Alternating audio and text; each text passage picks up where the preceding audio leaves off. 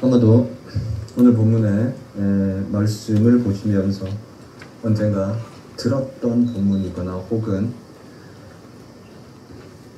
이미 했던 설교다라고 생각하는 분들이 계실 것 같습니다. 제 기억에도 온몸으로 듣는 말씀이라는 제목으로 마리아의 삶을 중심으로 전했던 기억이 납니다. 그럼에도 불구하고 오늘 이 말씀을 다시 한번 나누고자 하는 이유는 우리가 흔히 이 마르다와 마리아 주인공으로 등장하는 본문을 봉사하는 것보다는 말씀을 듣는 것 혹은 예배를 드리는 것이 다른 어떤 것보다 중요하다라는 본문으로 읽고 들어왔던 말씀이었기 때문입니다. 물론 본문을 보시면 마르다가 분주하게 일을 한 것도 맞고 마리아가 집중하여 말씀을 들은 것도 사실입니다. 마르다가 마리아로 하여금 자신을 도와주도록 명령해 달라고 요구했을 때 예수님께서 마르다를 향해서 많은 일로 염려하고 근심하고 있으므로 한 가지만으로 부족하다라고 말씀하신 것도 또한 사실일 것입니다. 그러나 이러한 말씀이 예배와 봉사, 노동과 말씀 사이에서 말씀과 예배가 더 중요하다는 것을 의미하는 것은 아닙니다. 핵심은 본문에서 예수님께서 하신 말씀이 가지는 보다 더 중요한 의미일 것입니다. 지난주의 말씀을 통해서 세상 사람들이 살아가는 방법은 물질적인 성장인 속도에서 내적인 행복인 방향으로 이동되어지고 있는 반면에 그리스도인의 삶의 방법은 일상을 대하는 태도라고 말씀드렸습니다. 그 태도란 하늘의 시선으로 우리의 일상을 바라보며 살아가는 것입니다. 바꾸어 말하면 바른 태도를 가지지 못했다는 것은 바른 신앙으로 살아가지 못한다는 것과 동의어일 것입니다. 본문을 보면 특별히 마르다와 마리아를 향한 예수님의 말씀을 보면 그 의미가 보다 더 분명해집니다. 마르다는 예루살렘 향해 가시는 예수님의 일행을 영접했습니다. 영접을 의미하는 헬라어가 히포데코마이라는 단어입니다. 그 뜻은 가까이에서 끈으로 묶다 이런 뜻입니다. 누군가를 영접한다는 것은요, 그 사람과 내가 하나로 묶어져서 끊을 수 없는 관계가 되어진다라는 것입니다. 따라서 그 사람으로부터 영향을 받는다라는 것입니다.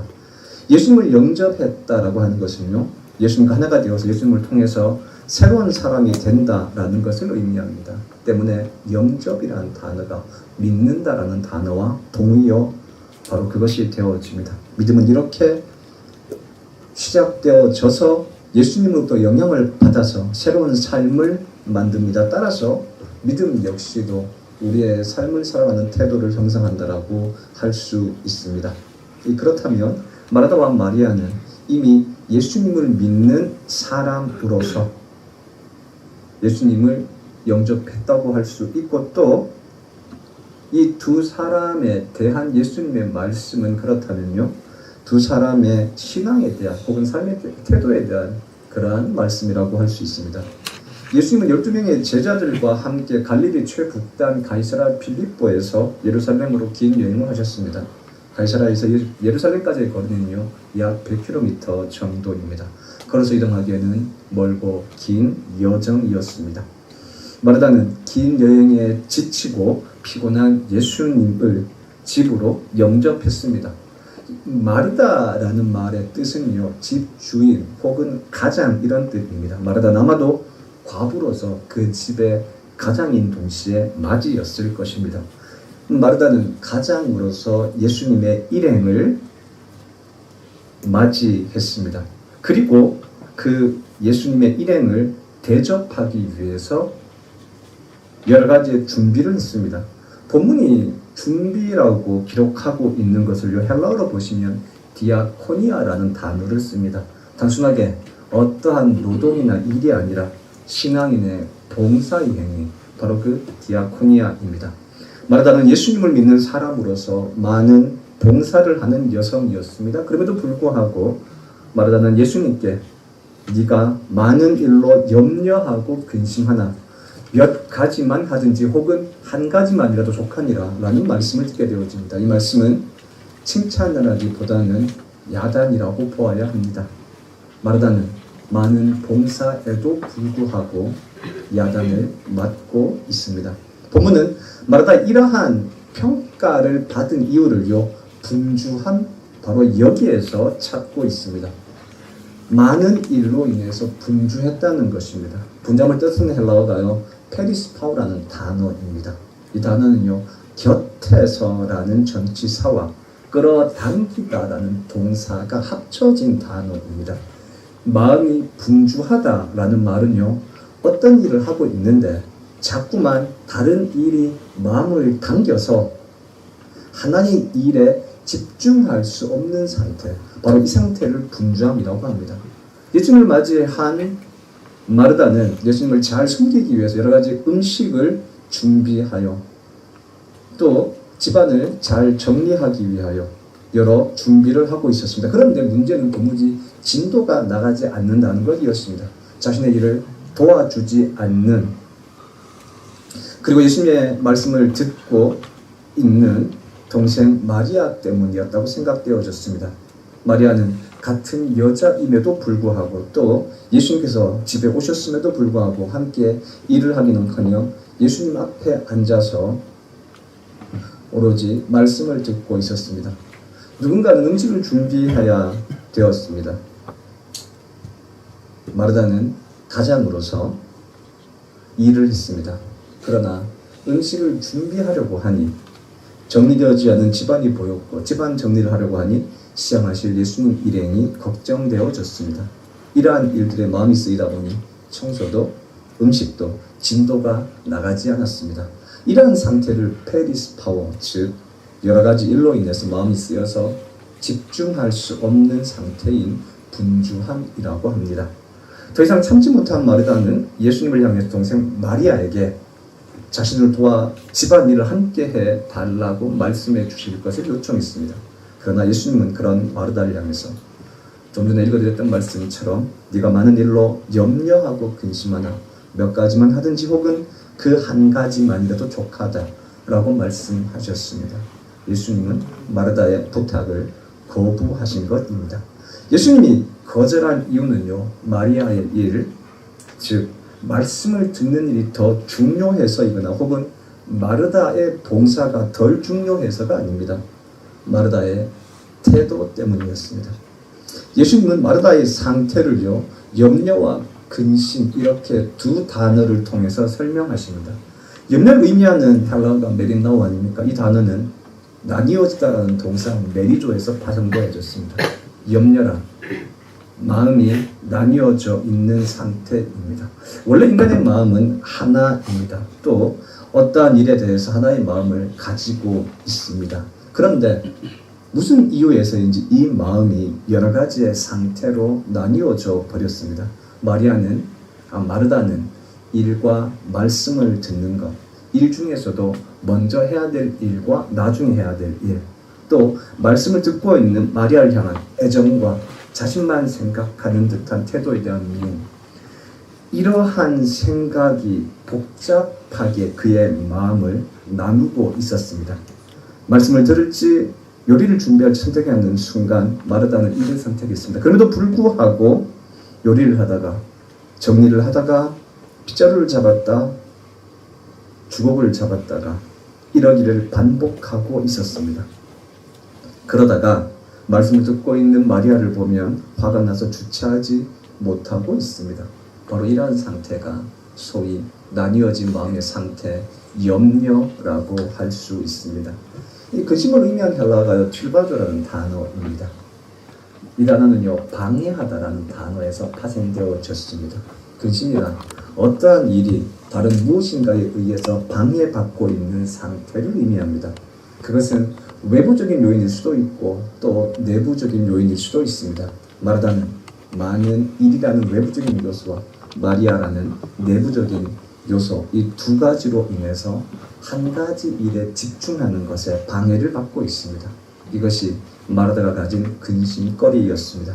여러분, 그렇다면 마르다를 향했던 이 설명인 두 단어 염려와 근심은요, 모두 어떤 일에 대한 태도와 연관되어진다고 할 수 있습니다. 이 두 단어는요, 현재의 일에 집중하지 못하고 있는 상태를 의미합니다.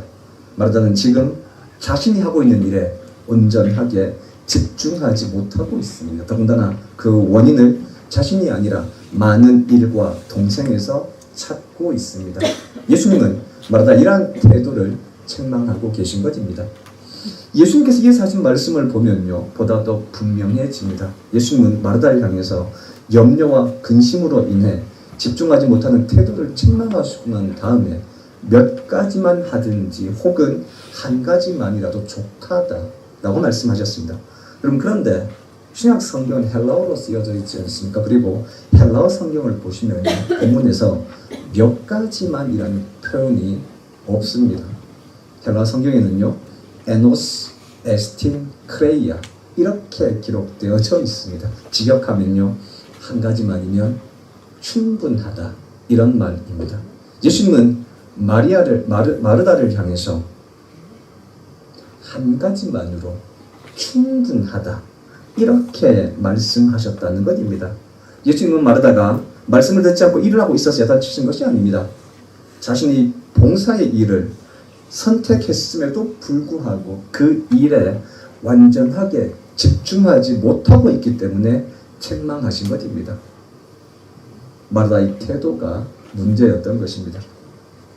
이러한 잘못된 태도는요, 결국 잘못된 결과를 만들었습니다. 먼저 마르다는 자신이 하고 있는 일에 있어서 어떠한 결과물도 만들어내지 못했습니다.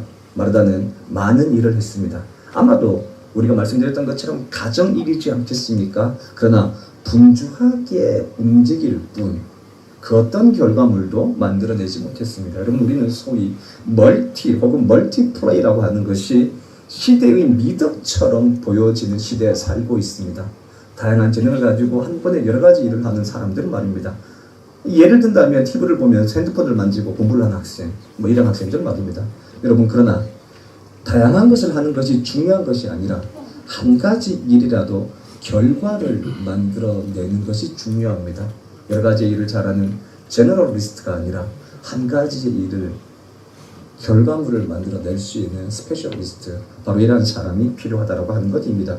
여러분, 또한 마리아와의 관계에도 문제가 생겼지 않습니까? 마르다는 자신이 이렇게 분주하게 일하지만 결과물을 만들지 못한 이유는 마리아 때문이라고 생각했습니다. 존 밀러가 쓴 책 가운데 Question Behind Question이라는 책이 있습니다. 우리말로는요, 바보들은 항상 남의 탓만 한다라고 번역되어졌습니다. 밀러는 그 책에서요, 어떤 회사나 일에서 결과물을 내지 못하는 사람들의 주요한 특징은 문제의 원인을 자신이 아니라 타인 혹은 외부에서 찾는 사람이라고 했습니다. 예수님 역시 이웃이 가진 티끌을 보기 전에 자기가 가진 들보를 먼저 보라고 말씀하셨습니다. 문제의 원인은 언제나 자기 자신의 내부에 있습니다. 문제의 원인을 타인에게 찾는 사람들은요, 끊임없이 타인을 바꾸려고 합니다. 그 결과 자신은 물론이고 타인도 바꾸지 못하고 동시에 타인과의 관계가 어그러질 수밖에 없습니다.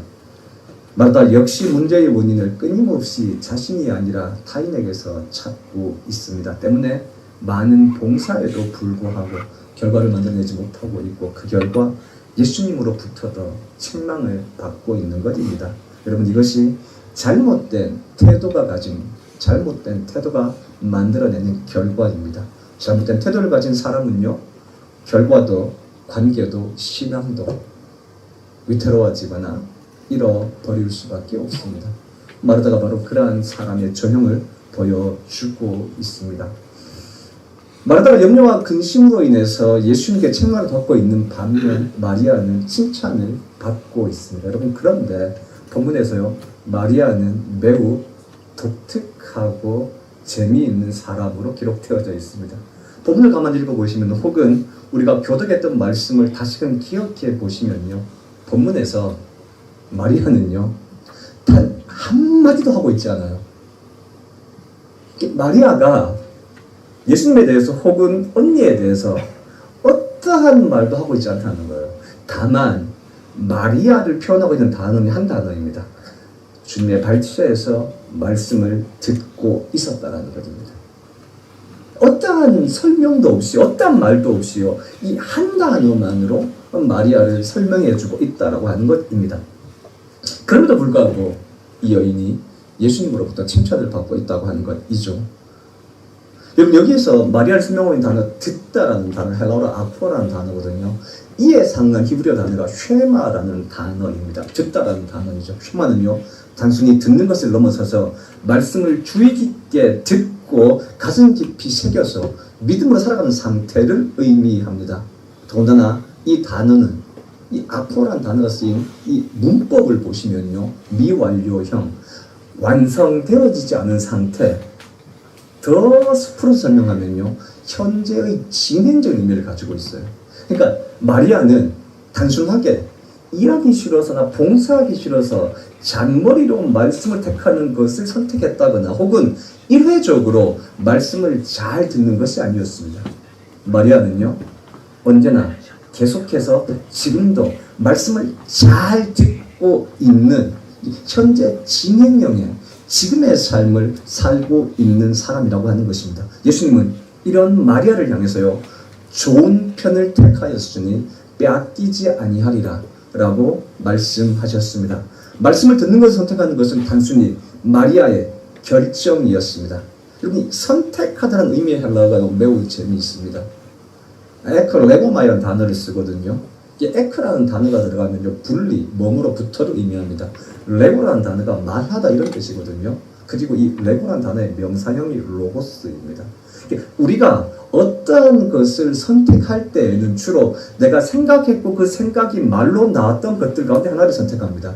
동시에 말하다라고 하는 것의 명사형이 로고스이고, 이 로고스는 말이라는 뜻도 있지만 원칙이라는 뜻도 있어요.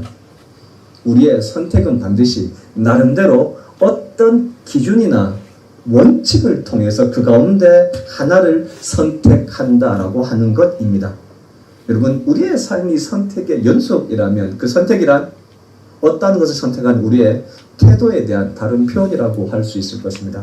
마리아의 선택의 원칙은 본문에 의하면요, 언제나 좋은 것이었습니다. 마리아는 좋은 것을 선택했습니다. 마리아는 언제나 자신의 삶에 있어서 신앙적으로 유익을 줄 수 있는 것, 좋은 것을 선택하는 태도를 가지고 있었습니다. 마리아가 가진 좋은 태도란 좋은 것을 선택하는 것이었습니다.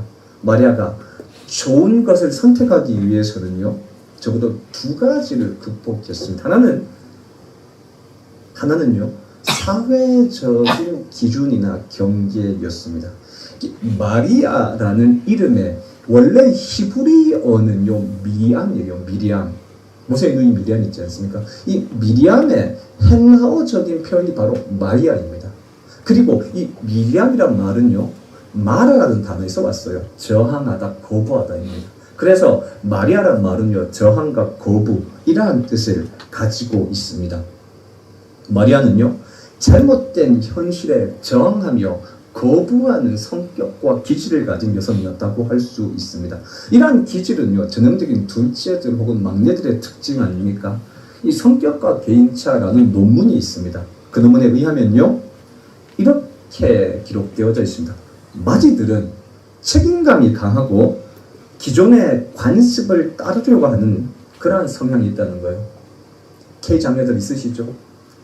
생각해 보시면 첫째, 마지, 장녀를 의미하는 그러한 특징적인 단어는요, 강한 책임감입니다. 그리고 현실을, 기존의 관습을 그대로 따라가는 듯한 삶의 방법입니다. 그런데 막내들은요, 반항을 해서 자기 자신을 두드러지게 하려고 하는 성격이 있다는 겁니다. 둘째 혹은 셋째 혹은 막내들은 이미 마지가 가지고 있는 프리미엄들 때문에 그러한 기존의 가치와 질서를 거부하거나 혹은 반항하지 않으면 자신의 존재감을 드러낼 수 없기 때문에 바로 그러한 행동들을 한다라고 하는 것입니다. 막내 혹은 둘째 혹은 셋째, 이러한 사람들의 특징들이 바로 기존의 가르침과 질서에 기꺼이 반항한다라고 하는 것입니다. 마리아는 자신이 마주한 현실에 저항했습니다. 마르다가 기존의 관습을 따라서 여성으로서, 마지로서 집안일을 선택했다면 마리아는요, 이를 거부하고 예수님의 발치에 앉아서 말씀을 듣고 있습니다. 이러한 자세, 스승의 발치에 앉아서 말씀을 듣는 자세는요, 랍비 앞에서 배우는 학생들의 태도입니다. 당시 유대 사회에서는 여성들에게 이러한 종류의 배움이 허락되어지지 않았습니다. 그러나 마리아는 전통적인 여성이 가져야 하는 모습을 단호히 거부하고 사회적인 인습을 넘어서서 말씀을 배우는 학생으로서 예수님의 발치에 앉아 있습니다. 이것은 단순하게 개혁적이거나 반항적인 여성의 모습이 아닙니다. 믿음의 결단인 것입니다.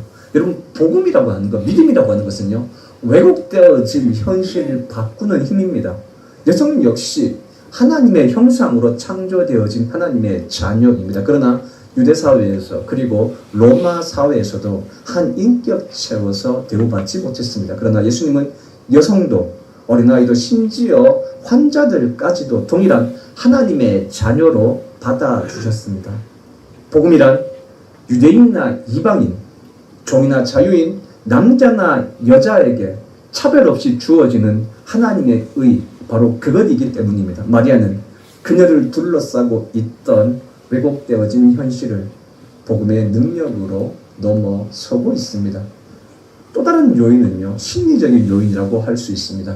언니 마르다와의 문제이지 않습니까? 언니 마르다는 예수님을 대접하기 위해서 분주하게 움직이고 있습니다. 동생으로서, 가족의 구성원으로서 당연히 도와야 한다는 충동이 순간순간 일어나고 있습니다. 이 40만 명의 구독자를 가진 유튜버 드림스쿨의 운영자인 이운규 씨가 쓴 몰입의 즐거움이라는 책이 있습니다. 이 책에 보면요, 어떠한 일에 집중하거나 몰입하려고 할 때 가장 강력하게 그것을 반대하는 것이 충동이라고 합니다. 이 충동이라는 단어가요, 충돌할 충자에 움직일 동자. 여러분, 그래서 충돌로 인한 마음의 움직임, 바로 이 단어의 줄임말이라고 합니다. 충동이란 어떠한 행동을 하고 싶은 욕구를 발동시키는 자극에 의해서 움직이는 본능이라는 거예요. 우리가 어떠한 충동을 억제하기 힘든 이유가 여기에 있다는 겁니다. 충동은요, 본능이기 때문에 그렇다는 겁니다. 그래서 이 충동이라는 것 자체가 이성보다 훨씬 더 빨리 움직이기 때문에 이 충동을 자제하거나 억제하기가 매우 힘들다고 하는 것입니다. 예를 들어 봅시다. 시험기간 아닙니까? 시험 공부를 하려고 하는데 친구에게서 함께 놀자는 문자가 왔다고 생각해 봅시다. 이러한 충돌, 함께 놀자고 하는 이러한 충돌은요, 감정적으로 되게 기쁘고 또 반가움을 느끼게 합니다. 그리고 본능적으로 함께 나가고 싶다라는 마음을 불러일으킵니다. 여러분, 바로 이것이 충돌로 인한 마음의 움직임, 충동 아닙니까? 그런데 놀랍게도 이러한 충동을 억제하는 것 역시 이성이라고 합니다. 여러분, 이성은 이러한 충동을 억제하는데 나가고 싶은 본능이 있음에도 불구하고 지금 더 중요하게 해야 될 일이 있기 때문에 그것을 억제하고 참고 공부하도록 한다라고 하는 것입니다. 마리아도 언니의 일이 마음 쓰였습니다. 아마도 이러한 심리적인 문제를 마리아는 이성적으로 극복했다고도 할 수 있을 것입니다. 믿음의 결단의 또 다른 표현은요, 이성적인 판단입니다. 바울은 로마 교회를 향한 편지에서 믿음으로 말미암아 인간이 의로워진다라고 선포한 다음에요, 그 믿음의 삶을 로마서 12장 1절에서 하나님이 기뻐하신 거룩한 산재물 곧 영적인 예배라고 말을 했습니다. 그 영적이라는 단어를 헬라어로 보시면요, 로고스라는 단어를 씁니다. 이성적인이라는 뜻 아닙니까? 여러분, 지극히 영적인 삶은요, 매우 상식적이면서도 이성적인 그러한 삶이라고 할 수 있습니다. 본문 바로 이전의 말씀이 우리가 잘 알고 있는 선한 사마리아인의 비유 아닙니까? 한 율법 교사가 예수님께 와서 영생을 얻으려면 어떻게 해야 되는지를 물었습니다. 예수님의 대답은요, 하나님을 사랑하는 것 그리고 이웃을 사랑하는 것, 바로 이것이었습니다. 그랬더니 율법 교사가 다시 묻습니다. 우리의 이웃이 누구입니까? 그것을 알아야 사랑할 수 있지 않겠습니까? 예수님은 바로 이러한 이웃을 향하여 한 여행 중에 강도 만난 사람의 예를 드시면서 우리의 일상 가운데에서 만나는 도움이 필요한 사람, 바로 그 사람이 우리의 이웃이고 그 사람에게 필요한 도움을 주는 것이 율법을 성취하는 것, 사랑의 실천이라고 말씀하셨습니다. 여러분, 예수님께서는 한 율법 교사가 물었던 영생을 얻는 방법, 매우 종교적이면서도 이렇게 영적인 질문에 대해서 40일 동안 금식을 하고 산기도를 가고 또 불 속에 뛰어든 고행을 하고 이렇게 매우 특별한 종교적인 방법들을 말씀하지 않으셨습니다. 오히려 매우 상식적이면서도 일상적인 도움이 필요한 사람에게 도움을 나누어 주는 것, 바로 그것이 믿음의 삶이다라고 말씀하셨습니다. 여러분, 이렇게 종교와 상식, 믿음과 이성은 통하고 있습니다. 마리아의 생각에 예수님의 말씀을 들을 수 있는 기회는요, 지금이 거의 유일하다고 생각되어졌습니다. 예수님은 공생의 3년의 기간 동안 가는 곳곳마다 구름 같은 사람들을 몰고 다니는 새로운 종교 지도자가 되어졌습니다. 많은 사람들이 그 일하는 예수님을 메시아라고 기대하고 있었습니다. 때문에 언제 다시 이렇게 가까이에서 예수님을 만날 수 있을 기회가 올지 확신할 수 없었습니다. 더군다나 지금은 예수님의 공생의 말기입니다. 예수님은 지금 십자가를 향하여 가고 계신 상황입니다. 오늘이 이렇게 가까이에서 예수님의 말씀을 직접 들을 수 있는 마지막 기회라고 생각되어졌습니다. 때문에 마리아는 봉사가 아니라 말씀을 듣는 것을 선택했습니다. 이것이 마리아가 내린 결론이었습니다. 그리고 마리아는 자신이 내린 결론에 집중하고 있습니다. 마리아는 이성적으로 좋은 일을 선택했고 그 일에 오롯이 집중하고 있습니다. 선택과 집중의 결과는요, 예수님의 인정이었습니다. 예수님은 마리아를 향해서 좋은 것을 선택했으니 빼앗기지 아니하리라 라고 말씀하셨습니다. 이 빼앗다라는 동사가 매우 흥미있는 단어입니다. 우리는 흔히 빼앗다라고 생각한다면 원래는 내 것이었는데 누군가 내 것을 빼앗아 간다, 가져간다, 이것을 빼앗다라고 생각합니다. 여러분, 그런데 헬라어로 빼앗다라는 단어를 보시면요, 아이레오라는 단어를 씁니다. 말씀드렸던 아프라는 단어는요, 분리를 뜻합니다. 그리고 아이레오마이라는 단어는요, 스스로 선택하다, 더 좋아하다, 이런 뜻입니다. 여러분, 그래서 빼앗기다라는 단어는요, 원래 내 것이었는데 누가 가져가는 것이 아니라 내가 더 좋아하는 일을 선택했는데 이 선택의 결과가 어떠한 이유로 인해서 점점점 내게서 멀어지는 것, 바로 이것을 빼앗기다라고 합니다. 다시 마르다를 봅시다. 마르다는요, 봉사를 선택했습니다. 그러나 염려와 근심으로 인해서 자신의 일에 집중하지 못하고 계속하여 누군가를 비난하고 있습니다. 그 결과 어떠한 결과물도 만들어내지 못하고 원하던 결과에서 점점점 멀어지고 있습니다. 여러분, 이것이 빼앗김입니다. 그러나 마리아는 달랐습니다. 마리아는 말씀을 듣는 것을 선택했습니다. 사회적인 장애물이 있었습니다. 심리적인 장애물도 있었습니다. 그러나 마리아는 이것을 믿음으로 극복하고 계속해서 집중하고 있습니다. 여러분, 이것이 빼앗기지 않는다는 것에 대한 의미입니다. 여러 것들 중에 내가 선택했고 그 결과물에 대해서 내가 오롯이 집중하고 있기 때문에 그 결과물에 대해서 멀어지지 않는 상태 말입니다. 태도는 사람이나 사건 혹은 상황에 대한 우리의 자세입니다. 때문에 오랜 시간 일상적인 그러한 삶에서 만들어지는 생활의 방식일 것입니다. 태도는 때문에 환경으로부터 영향을 받습니다. 그리고 그 환경에 대한 반응으로서 태도가 만들어집니다. 여러분, 예를 들어서 어떠한 사람이 이스라엘 교회 가고 있다고 생각해 봅시다. 그런데 그 사람이 불교적 혹은 무속적 영향에 매우 강한 영향을 받은 사람이라고 생각해 봅시다. 그러면 이 사람이 이사를 하기 위해서, 이사 날을 정하기 위해서 가장 신경 쓰는 것은 무엇일까요?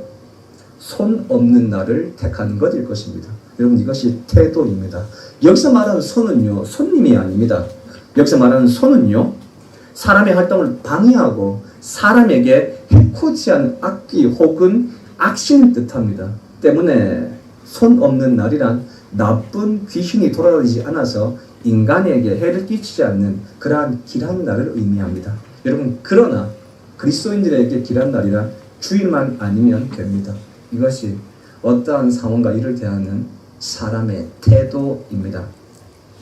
그리스도인의 태도를 형성하는 가장 중요한 요소는요, 복음입니다. 복음이 우리의 태도를 만들고 복음에 대한 우리의 반응이 태도를 만듭니다. 복음이 한 개인의 심리적인 한계를 뛰어넘고 또 사회적인 한계를 넘어서서 새로운 세상을 만드는 것처럼 복음은 한 사람의 태도를 만들어서 새로운 삶을 창조합니다. 복음이 빚어낸 마리아의 태도가 바로 그러한 삶의 자세입니다. 예수님께서 마르다를 책망하신 이유는요, 마르다가 복음이 빚어내고 있는 바로 그러한 새로운 삶을 충분히 살아내지 못하고 있기 때문입니다. 여러분, 우리는 모두 예수님을 영접한 사람입니다. 예수님을 믿는 사람입니다. 믿음은 결단으로 출발해서 성장하는 과정입니다. 복음은 우리의 삶의 태도를 새롭게 만들므로 우리를 보다 성숙한 삶으로 인도합니다. 그리스도인의 삶의 태도는 하늘의 시선으로 일상의 삶을 바라보는 시선이며 그 태도는 일상에서 우리의 삶을 풍요롭게 만들어 줄 수 있는 가장 좋은 것을 선택하게 하고 외적인 환경이나 내적인 갈등을 넘어서서 그 결정에 온전하게 집중하게 함으로 결과를 만들어 내게 합니다. 여러분, 마르다가 책망받았던 이유를 기억해 보시기 바랍니다. 마르다는요, 한 가지만이면 족하다는 말씀의 의미를 몰랐습니다. 지금의 일, 자신의 선택에 집중하지 못하고 있었기 때문에 그렇습니다. 마리아가 인정받았던 이유를 생각해 봅시다. 그녀는 자신의 선택에 오롯이 집중하고 있기 때문에 예수님으로부터 인정받았습니다. 여러분, 오늘에 집중합시다. 지금 여기에서 하나님이 허락하신 우리의 삶에 온전히 집중해서 바로 그 삶 가운데에서 믿음의 삶을 살아갑시다. 우리의 선택이 이 순간 지금의 예배였다면 숙제나 사업이나 일을 잠시 뒤로 하고 이 시간에 오롯이 집중합시다. 이것이 믿음입니다. 직장생활 가운데 좋은 일이 있다면 오롯이 그 일에 집중합시다. 이것이 칭찬받는 믿음입니다. 수업 시간이라면 그 일에 오롯이 집중합시다. 다른 여러 가지의 요인들이 있고 염려와 근심이 있고 분주한 상황들이 있다 할지라도 이 모든 것들을 이겨내고 지금 여기에서 믿음으로 살아가는 것, 현실에 집중하는 것, 바로 이것이 믿음입니다. 때문에 그 믿음의 삶이 우리의 삶을 풍요로운 결과로 인도해 준 것입니다. 우리의 태도를 새롭게 빚어가는 복음의 능력이 우리 교회 모든 성도들 가운데 함께 하심으로 말미암아 우리의 삶이 그러한 인정과 결과를 받을 수 있는 삶이기를 기도합니다. 우리 함께 결단의 찬양을 부르겠습니다. 복음이 빚은 새로운 태도는 선한 능력으로 살아가는 것입니다. 선한 능력으로 일어서리 주만 의지하리 믿음으로 이 찬양의 가사처럼 복음의 선한 능력으로 일어서서 오늘 지금의 현실에 집중할 수 있는 믿음의 삶을 살아가는 새로운 태도를 만들어갈 수 있는 오늘이기를 기도하도록 하겠습니다.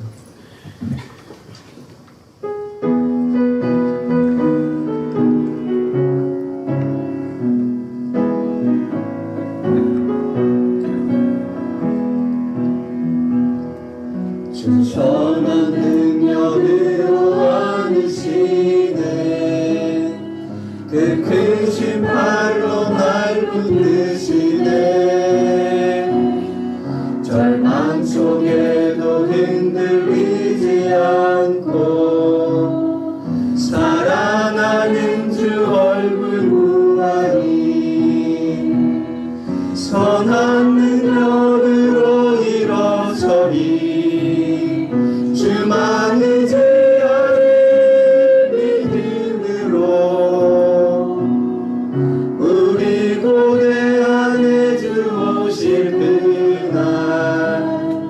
영광의 새날을 맞이하리.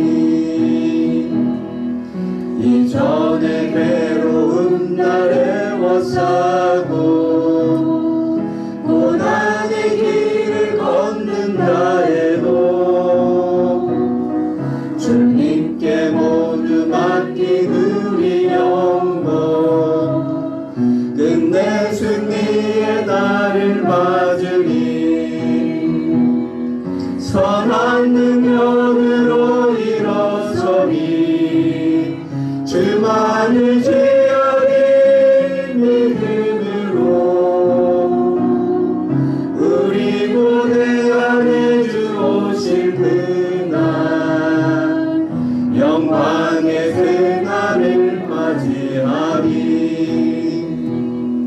주님이 마신 고난의 심장을 우리도 감사하며 받으리.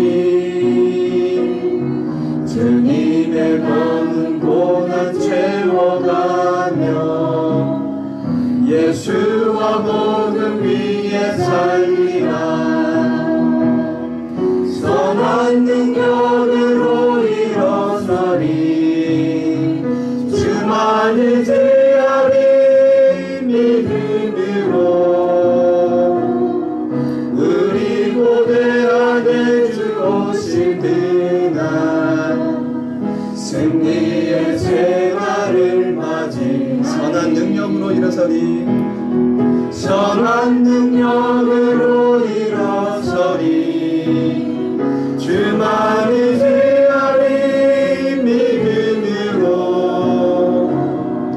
우리 고대 안에 주 오실 그날 승리의 새날을 맞이하리. 우리 같이 결단의 기도를 드리겠습니다. 주님, 이 복음의 능력으로, 선한 능력으로 우리의 삶을 새롭게 해주시기를 원합니다. 주님, 복음의 능력이 나를 새롭게 믿어 주시어서 오늘 지금의 일에 미련 하지 않고 집중할 수 있는 은혜를 허락하여 주시옵소서. 사회적 환경을 넘어서고 내 마음의 여러 심리적인 고민들을 넘어서서 말씀하신 지금 이 일에, 오늘 현재 일에, 내가 선택하고 결정한 이 일에 오롯이 집중할 수 있는 은혜가 있게 하여 주시옵소서. 주님,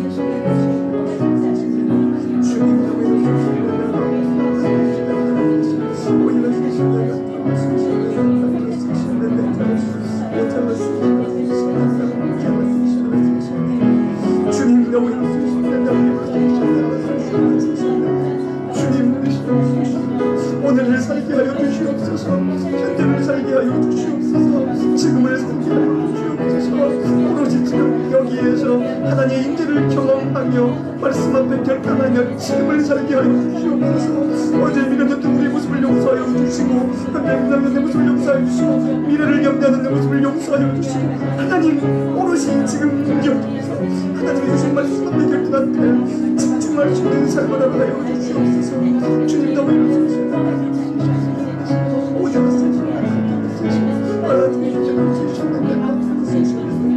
주님 주님 여기 아버지 하나님 너무 주님 너무 주님 너무 아버지 하나님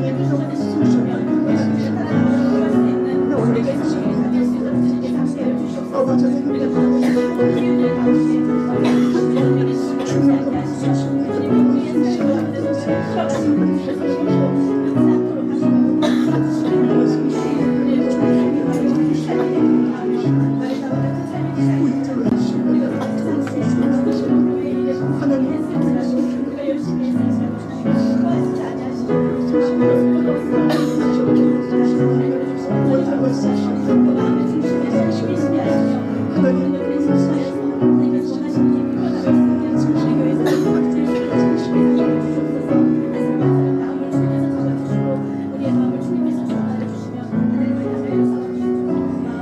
주선한 능력으로 안으시네. 그 크신 팔로 날 붙이네. 안으시네. 그 크신 팔로 날 붙이네.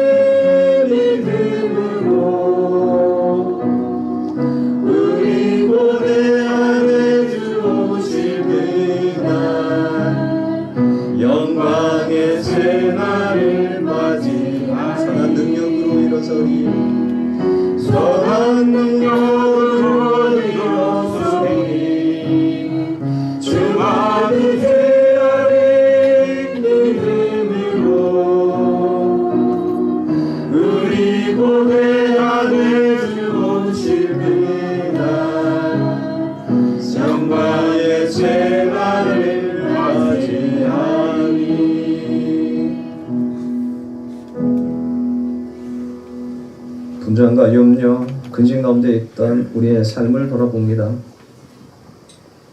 하늘의 시선으로 우리의 일상을 볼 수 있는 믿음의 눈을 주시고 선택의 순간마다 가장 좋은 것을 선택할 수 있는 지혜를 주시며 선택지에서 밀린 일에 대해서 미련두지 않게 하시며 외적으로 내적으로 우리의 결정을 끌어당기는 여러 가지 일을 넘어서서 현재의 일에 온전히 집중하여 선한 결과물들을 만들어내는 믿음의 태도를 허락하여 주시옵소서. 지금은 십자가를 통해서 새로운 태도를 만들 수 있는 능력을 주시는 예수님의 은혜와 새로운 태도를 통해서 가장 좋은 것을 선택하게 하시는 하나님의 사랑과 내가 선택 앞에서 뒤돌아보지 않고 집중하게 하시는 성령님의 능력이 오늘 예배드린 우리에게 모든 성도들 가운데 함께 하시기를 간절한 마음 모아 축원합니다. 아멘.